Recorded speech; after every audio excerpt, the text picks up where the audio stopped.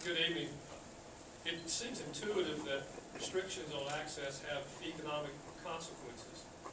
Yet, when we look at the DEIS, it has little economic analysis, and it addresses the issue by saying that, in effect, the economic impact is negligible, and that the communities will adapt to the negligible impact.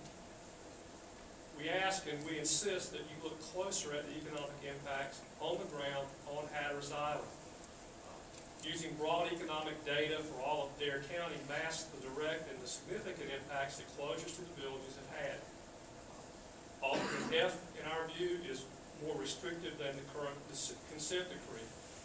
Intuitively, again, you would think that that would have more significant impact.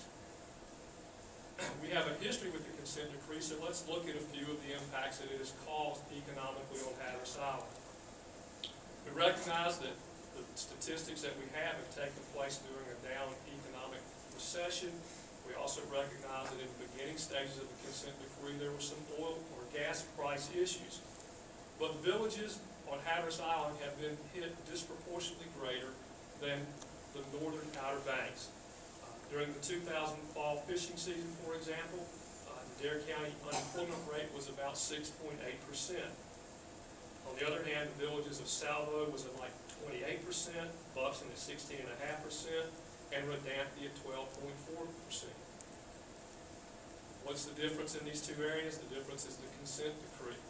Those things were in effect during those times on the southern beaches. They were not in effect and did not impact the northern beaches. You heard last night from an ice supplier. He gave you statistics that his ice sales on Hatteras Island and the villages changed by nearly 100%. Between the date closures came into effect and the date that the beaches were reopened. Again, a significant impact. In Dare County, food stamp applications on Hatteras Island, if you look countywide, they're up around 59%. On Hatteras Island, they're up 81.6%. The county north of Oregon Inlet, they're only up 56.6%. Again, a very significant negative impact on Hatteras Island.